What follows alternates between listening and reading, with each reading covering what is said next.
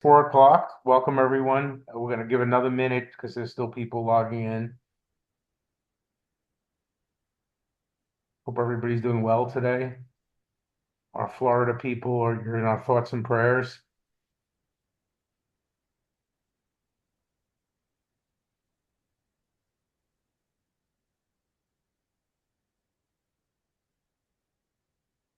Well, let's get started. Welcome to Electionomics 2024. We are Wealth Navigation Advisors. I'm John Perillo, CFP, and with me is my partner and son, Taylor Perillo, CFP, who will also be presenting some of the info today. And this is a nonpartisan, politically agnostic view of the known facts we have, along with some opinions, but they won't be political. We're trying to keep it, just as clean and informational as possible. We'll have a few minutes to address some questions at the end. And then in order to keep it a manageable time, what we'll probably do is if we can't get to all your questions, we'll either email you directly, create a list of other questions and answers and email them to everybody or post them on the website or all of the above. And for that matter, we're recording this today with the hope that we can get it approved through compliance without too many bleeps.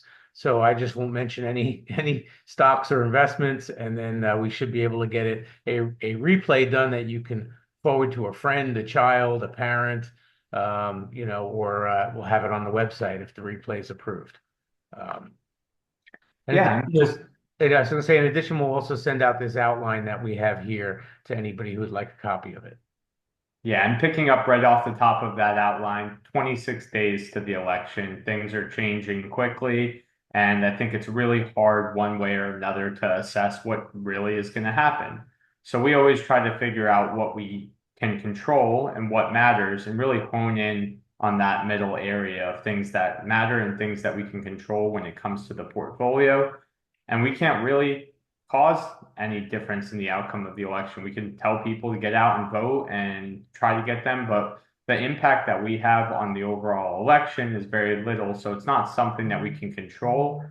So we're only going to focus on really what we can control. And we're not going to predict any elections here. We're going to just kind of tell you what the different scenarios are, what it would look like under those scenarios, and then what we can control in those different scenarios that would help your guys' bottom line and make you guys better off, regardless of what the situation of the outcome is. So it's looking like it's going to be one of the closest elections that I've seen. I know 2000 was probably the first really close election with the hanging chads and Bush versus Gore and not being decided really right away, and Supreme Court cases being heard to really figure out the outcome of that election.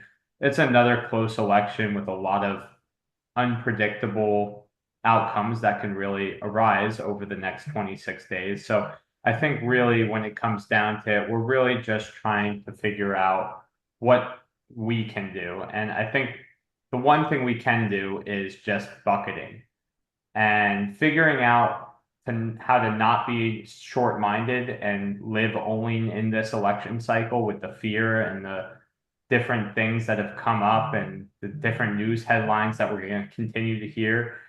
All of it doesn't matter for long term as much as it is short term trying to get people out to vote and getting people to the polls. So what we try to do for your investment portfolios is rather than looking short term, having a strategy and a process, which we call the bucketed approach, keeping your short term assets that's between 0 and 2 years worth of what you're going to be currently spending in buckets that don't have a lot of volatility at high amount of safety. We don't have the big returns, so you can't use it to outpace inflation, but you don't need a lot of outpacing inflation when you're on such a short end of things and just spending the money currently. So that's really the first bucket. The second bucket will keep that bucket filled with dividends and interest and different incomes. We usually would give up a little bit of liquidity here and something that will give us a little bit of a better return. And then we let the market do its thing with the money that's not coming up for 8 years or longer. So what we can control here is that the market's going to do its thing. And if you go to the other slide, John, the way that we figured out this time period of 8 years is that most bear markets on average last about 11.1 months. You'll see that in the top left-hand corner there, and have a cumulative loss of 31%, 31.7 roughly, compared to bull markets lasting 4.3 years and having a total cumulative return of closer to 150%. So this is based on the S&P since 1942, very long period of time. The ultimate goal is to not have fear dictate whether you're in or out of the market, but having your money that's tied to the market, having a lot of time to go up and down and recover. So by putting it in the bucketed approach, if it's an average bear market or even a longer bear market, double the time is 24 months. We know we're looking at about 11 for an average one. All that money that's short term is not fluctuating with the market, but it's giving you a chance for the market to go up and down and recover after it, regardless of what happens in an election. So I think pivoting over to the actual election side of things and not just what we can control about the actual investments is we know that the outcome of it is going to be whatever happens. And we know that we can't control what happens, but what we can control is how we react to the things that are happening. And by not selling and being out of the market and missing that upside of the return, you're going to be in a much better spot than panicking and getting out. Good. Now we're going to take a look at a few different scenarios. First, I'm going to go over the red sweep. Then Taylor's going to go over the blue sweep. And then we're going to go over what we think is the likely outcome, which is a split government. So first, the red sweep. Under a red sweep, and again, the investments that we'll mention during these possible the economics of it. These things are things that portfolio managers are doing internally for us already. So expect traditional energy under a red sweep to do well. That would be fossil fuels, gas, oil. Expect banking and financials to do well through deregulation or softening regulation by a Republican three chambers, the House, the Senate, and the White House. Expect pharma and Medicare companies to do well, but also expect tariffs on imports, which is inflationary because, hey, if we're making them pay, 150% more for that $6 item on Amazon, it's going to go up for us. And then expect tougher border control and some kind of resolution to the tax cuts expiring at the end of next year. There'll be extensions or there'll be a revisit to the SALT provision as well. Yeah, and then the other scenario is the blue sweep, which we think is probably the most unlikely of the three situations. And it's not partisan or anything like that that's making us say that. It's just the sheer facts of the Senate has 6-year terms. So in this 2-year period where the Senate elections are up, 34 seats are up for re-election. Of those 34 seats, 23 of them are controlled by Democrats, 10 of them are controlled by Republicans, and one is controlled by a conservative-leaning independent. So ultimately, when you look at the seats that are actually up for re-election that are really going to decide that chamber, which this chamber is the most likely one that we can predict of the three. So we just chalk the presidency and the Congress or the House of Representatives up to toss up, and we look at just the Senate. We know that of those 23 seats that the Democrats are defending this election cycle, that's where most of the swing states are, where most of the toss-up states and the real heated elections are, compared to the 10 seats, really 11 seats that are on the conservative control side of things, being in more pretty stable states that are likely to stay in Republican control. So it's going to be a lot harder for the Democrats to maintain that 50-50 split with the tiebreaker right now, defending all of those seats all in one election cycle, regardless of what the outcome is of the other two races. So we think that a blue sweep is very unlikely. So add that caveat to the front end of this scenario, but really under a blue sweep, we're looking at a couple different areas specifically. The first area is going to be green energy. I think it's a pretty common theme that we saw, a pretty common theme that was being pushed through different bills even with different controlling parties. But if there's a complete Democratic control, we're going to see probably a lot of different green energy rather than the traditional energy we talked about under the red sweep scenario. The other thing is a big headline that everyone's talking about is affordability of buying homes. To do that, we are going to need some sort of subsidy that has been talked about, whether it's 25,000 or whatever they actually end up passing to first-time home buyers and people that parents have never bought a home. But the one thing that we've seen with that is a lot of the times these subsidies get passed through. So the businesses, such as home builders, will actually keep that credit and just charge $25,000 more. We've seen it with EV tax credits. We've seen it back in the day with student loans and subsidized loans that colleges end up just raising the price of admission to just kind of pass it through. So again, another inflationary item. But as a result of that, we're expecting home buyers, if there's subsidies coming in, to do pretty well just as a result of the fact they can pass through and make an extra $25,000 on the subsidy. The last thing is tax-free municipal bonds. So that would be the tax cuts that we currently have. They're not going to last under a blue sweep. They won't extend them. They'll pass some sort of tax law, but under that tax law, we'll expect tax rates to go up. And if tax rates go up, tax-free municipal bonds for high earners and high income individuals will be very attractive because the tax equivalent yield will be much better on those as well. Yeah, I also would expect under that scenario of a blue sweep or at least a blue couple of blue chambers that the corporate tax rates might go back up. Now they were 35% a long time ago, last decade. They were 21% the last 8 years. And I would expect them to go somewhere back to about 28. And this is, I'm basically taking the information I've heard from all the different economic people that we follow at different vendors and research people.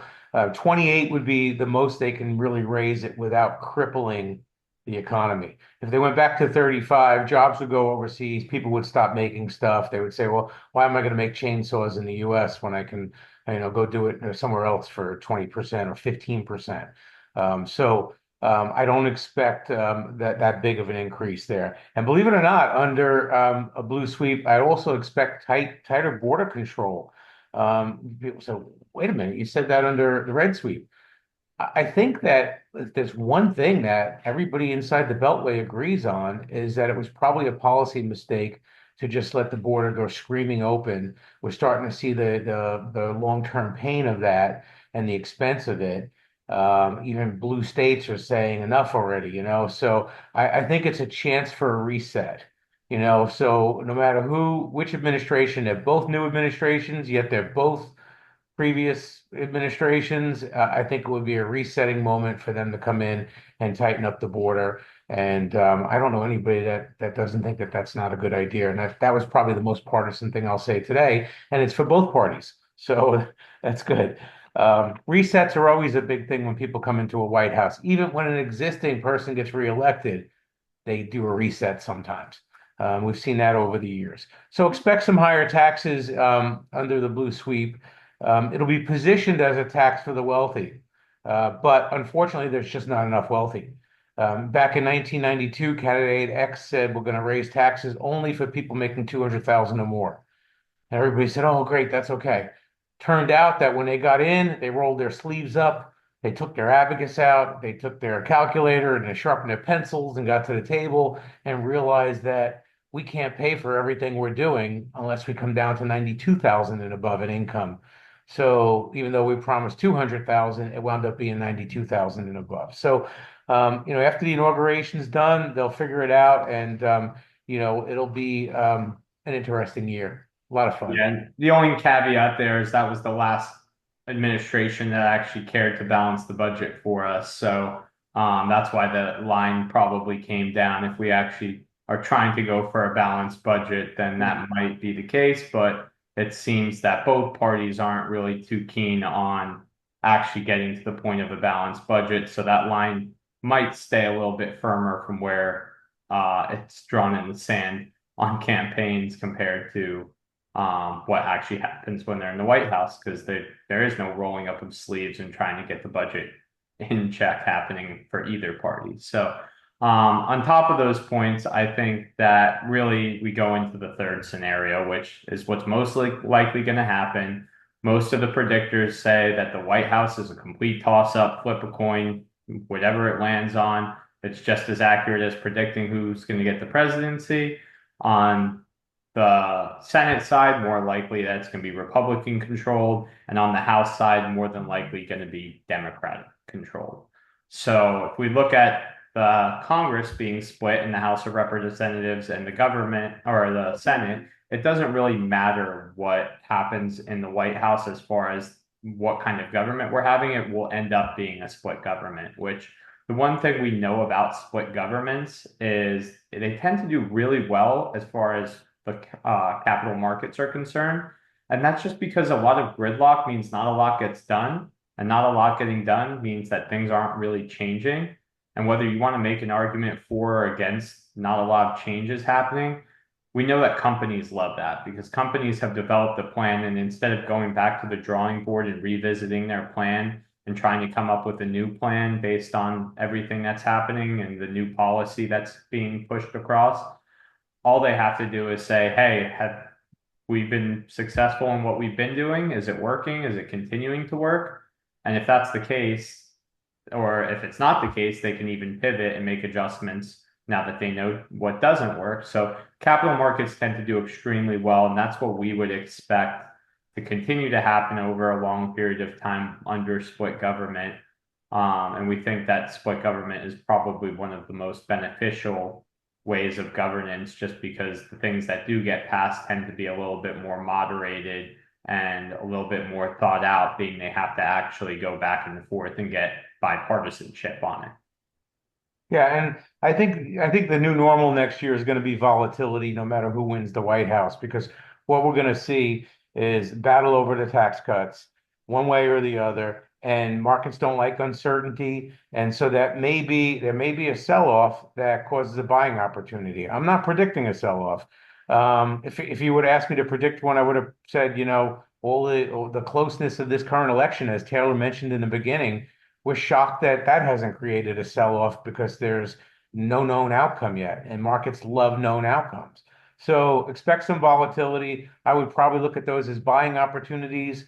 And if you say, well, I'm already fully invested and retired, then it's a holding opportunity. Because in buying and holding is the same thing. If you say, gee, I wish I had money to put in this market at this price when it's down 10%, if you already dropped 10%, you already have the money at that price. So now you can ride it out in your long-term bucket because we've got your short-term bucket covered and your midterm. Um, so, again, I expect that drops are buying opportunities, and it's a guess what happens in the short term. But in the long term, we know historically things do well. And I do want to share one more election slide. We've got a lot of them in this kit that we could always send out. But this is the idea that, hey, I want to only invest when Republicans are in. Over the last 75 years, you get the red line. I only want to invest when Democrats are in. Over the last 75 years, you get the blue line. You know what? I'm just going to invest while they're both in place. And unfortunately, the chart is not blown up enough scale wise to see the difference in the early years, but you can see it in the later years. The compounding effect of staying invested through thick and thin is just extremely prevalent. And you can argue all you want about whether one party sets the other one up for success with their policies and the lagging effect or whatever. But the reality is, the capital markets would prefer gridlock, and individuals would prefer to stay invested throughout. Yeah, and I think the big theme that you hear us talking about through all the scenarios is really just taxes. And taxes is kind of the big item that is going to be argued about, whether there's a split government, whether there's a red sweep, blue sweep. And I think that that's really the most important one that comes down to what planning we're doing now and looking at now for our clients. And that's really bringing up the topics of Roth conversions and distributions using up your current top marginal tax bracket. while taxes are low. So we know right now there's no talk, no one out there is saying that they're going to cut taxes further from where they are now. We know that if nothing gets passed and there's gridlock and they're fighting over it, that the tax cuts will sunset starting in 2026.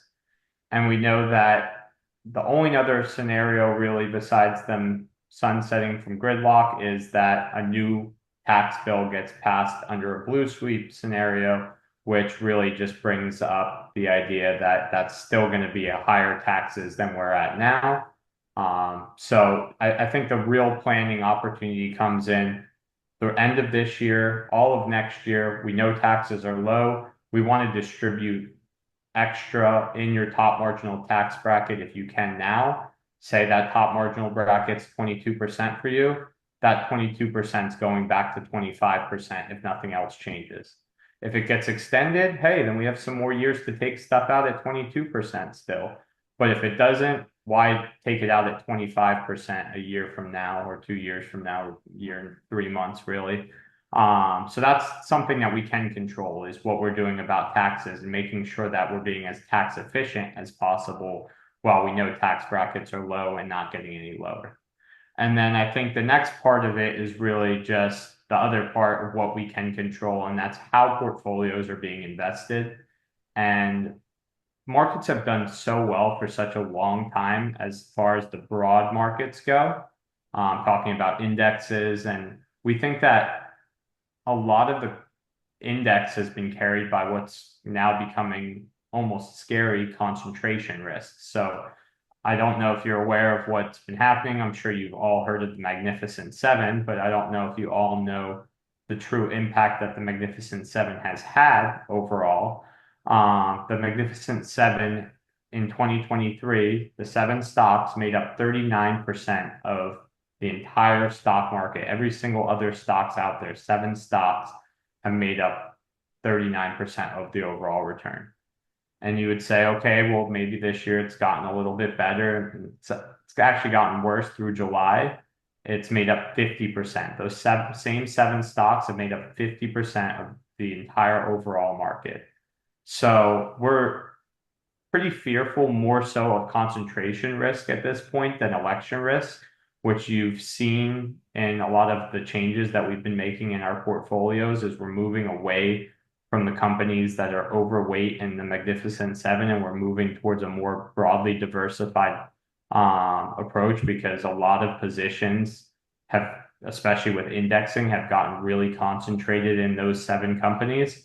So that was one of the big focuses that we were trying to make because if the situation comes again where it's the great rotation and the lost decade, which is what's showing here, is over a 10-year period, the S&P 500 lost a cumulative 9.1% over that point in time.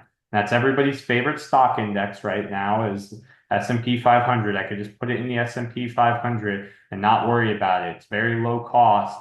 But the problem is you do something like that, and those seven companies take a step back, not saying that they're not great companies and not still going to be around, but they're really overbought right now.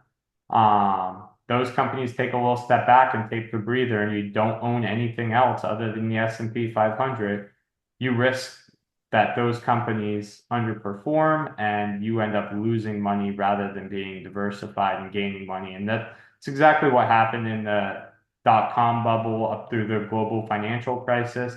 Everything else outside of those big companies that kind of carried pre-dot-com bubble, basically they took the decade off while everything else still was churning away. I think it averaged about 7% a year for the decade. So while the S&P, you ended up losing money. So people that were diversified doubled their money over that period of time, and people that were just S&P 500 ended up being worse off. So I think it's really important to be very diversified, and I think concentration risks of the broader markets are more fearful now than really what's going to happen with the election. Yeah. And I think, to Taylor's point, there's enough unloved companies out there that have not participated that we could have a scenario where, end of next year, things have gone fairly well and people have decent returns, yet, certain indexes might be down because of those companies taking a retreat. And those unloved companies, which again, I got to be very careful not to mention names here because then we'll have to go have bleep, bleep, bleep on the on the recording later. But there's companies that have paid a dividend every year since World War II, 4 times a year. There's some that have raised their dividend every year since World War II. And let me just show you, there's been some really bad things that have happened over the time. And I think this is a great slide, crisis and events. It's since 1970. It's got about, an event or two a year. COVID made this one, I think, didn't it? Yeah, Russia invades Ukraine. Russia invades Crimea. That used to be on here. They update this slide for us every quarter. It's really cool because I call it the wall of worry, even though First Trust calls it crises and events. And the Silicon Bank failures, and invariably we get calls, every day about, oh, maybe I should go to cash, with XYZ going on until this XYZ blows over. XYZ's been going on forever. There's a new XYZ coming down the road, and in the background there, that blue mountain is the market over that time frame. 10,000 grew to 2.75 million. So I know that's a long period of time, and I know there's dips in there, but I always try to tell people try to avoid the emotional attachment to the media, and that's probably a good time for me to say I think what the biggest thing we do with clients is that behavioral finance because people start to go down this rabbit hole of doom scrolling. Doom scrolling is where you click on your phone, the world's going to shift on its polar axis, and we're all going to die, and you better buy gold and meals ready to eat right now. And you click on it, you read the article, and then in the article, you see a link for another one of those articles. And I don't know if you realize, but your phone has been watching you and listening to you, and you get more of those articles because of that. I know everybody knows that when you go on Amazon or when you Google LED lights or whatever, next thing you know, you're getting ads and emails for LED lights. And if you took a look at my phone, if I opened it up right now and showed you my top push stories, the stories they're trying to uh, to get me to read, it's on the NHL, the New York Rangers. It's on football and the Giants right now. Sad story that is. Um, it's on travel, it's on finances, and it's on the Beatles. And it's not just the Beatles. I'll get, where is Ringo Starr this week? What did he eat in the vegan restaurant in LA? And it's because when I'm in the Beatles article, I click on the Ringo article and I click on, and the phone has figured out that that's important to me. And it's hard for me to believe looking at my phone, if I didn't have a filter, it's hard for me to believe that the entire planet is not just following the Rangers, the Giants, the Beatles, travel, and finances. That's what everybody's doing, right? Every single one of you out there is following those 5 subjects. No, you're not. So we drive our own narrative with our doom scrolling. So it used to be that if you picked up the Wall Street Journal or the New York Times and you read the op-ed page and you read two opinions, you were good. But now if you're clicking on that gold article and that gold fear article, you're going to get more and more of that to the point where you're getting so much of it that you think everybody and the whole herd is going that way. And that's dangerous. And then what the other big thing, and I put it on the agenda, is confirmation bias, right? So confirmation bias is you make a decision and you lock it up in your mind, and then you gather evidence to support your decision, and you discount and ignore and dismiss the evidence that disputes your theory. So it's kind of like the old Rorschach test, the art thing where you see what you want to see. And in this case, confirmation bias is very big, and we're all guilty of it. John Perillo has it all the time. Sometimes it's negative. I'm confirmed that the Giants are going to do terrible this year, but they're not going to get the overall top pick. And that's not important. But when it comes to finances, confirmation bias can drive a narrative that can really have you shoot yourself in the foot. And then the other things I had on the agenda that I think were kind of fun that I want to just hit on quick were a couple of quotes, and a couple didn't fit because I wanted to get it to a one-page agenda. But Churchill said, Americans always do the right thing after they have exhausted all other options. And I know like right now we feel like as a nation we're in a mess. Both, it's not like 50% of the people are happy right now. 50% of the people are miserable and one for one regard for their possible not outcome election wise, right? And 50% are miserable for the other reason, and they're all miserable right now because there's no deciding factor when the and eventually we'll make the right choice, right? America will come together and figure it out, as Churchill said about us, 70 or 50 years ago. Um, and then while we're on the election again, keep in mind it's not just a presidential election. Much more can be decided in your local races, your school district, your measure questions on your ballot about uh, we have one like for a 30-year bond that's going to cost like $1 billion. And that's probably going to affect me personally way more than the 4-year outcome of the White House. Another great quote is by the playwright George Bernard Shaw, who said if you laid all the economists in the world end to end, they'd never reach a conclusion. And so that's why my opinions vary from day to day because I follow so many economists. And I say, he said that, and he said that. And remember, these financial forecasters were invented. Somebody said they were invented strictly to make weather people look good, because the weather is much more short term is much more accurate. And last but not least, my favorite, you've heard it from me for 30 years. Warren Buffett said, um, the stock market is the greatest single invention ever to transfer wealth from impatient people to patient people. He said from impatient people to patient people. He didn't say from morons to geniuses. He didn't say from this to that. He said impatient to patient. That's it. And so I know people who are financially illiterate and they've made a killing because they've made good decisions, they've stuck to them, and they've been patient and they've set their plan up, and it's a goals-driven approach we take. Perfect. So I think with that all being said, we're going to start with the Q&A. We got a couple of questions that were emailed to us ahead of time from people that could not join this call that were looking to have those questions answered. So John will take care of those questions now. But in the meantime, while John's answering those questions, there's a little Q&A box at the bottom of your screen next to the green share button. It looks like a little dialog box with a question mark in it. You'll click on that box and be able to populate questions in there that we'll try to get answered for you today. If we don't get them all answered, we will make sure that we get them answered in some way, shape, or form. So while we start answering those first questions, feel free to type your questions in there and we will get on answering them for you. Excellent. So one of them here is, okay, guys, what about the U.S. dollar? The answer to that is the dollar's been strong and it may weaken a little. And I know some people are even hoping for it to weaken, but this gets back down to diversification and international allocation.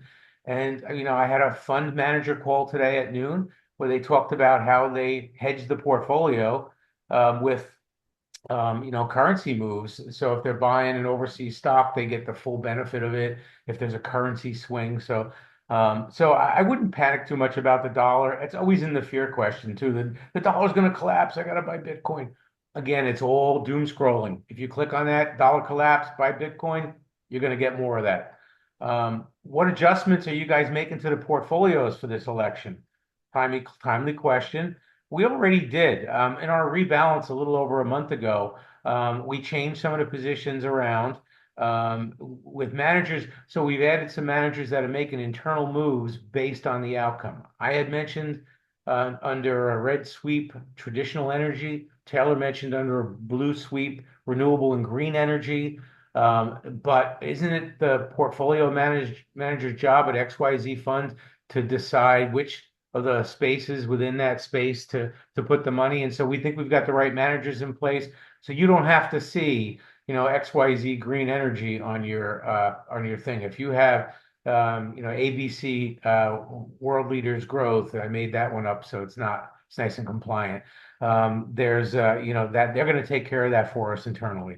And I think really the other big adjustment was just passive. A lot of the passive investments that are tied to indexes, we've strayed away from them just a little bit because we do believe it's going to be a bit more of a stock pickers market than a broad market rally that just follows suit with those 7 companies that carried the day. Good. And now this one is interesting. What about the global mayhem going on? And I would just put this slide back up and say, we've had global mayhem since I was a little kid. Um, and way before that. When I was in the Navy, it was in the 80s and it was all about the Russians. They're going to take over. It's going to be a nuclear war. We better learn how to speak Russian. We got a great peace dividend out of strength from the 80s. And then in the 90s, it all became Japan. You better learn Japanese. They just bought Rockefeller Center, they bought NBC or one of those networks, I forget which one, for a while, and then they divested later. But you better learn Japanese. And now it's you better learn Mandarin. We're always going to hear these narratives. And it's a false narrative, and again, um, there's mayhem, but I go back to what Churchill said. We always figure it out, and it will be fine. And the wall of worry slide's hilarious to me that the stock market has done so well in spite of that. Uh, Good. And then I have one more here, and it says, let's see. Oh, gentlemen, should we put everything in money markets and CDs while rates are high and wait until things get figured out? I always love that because we get that all the time until things get figured out. What does figured out mean? I hear it often.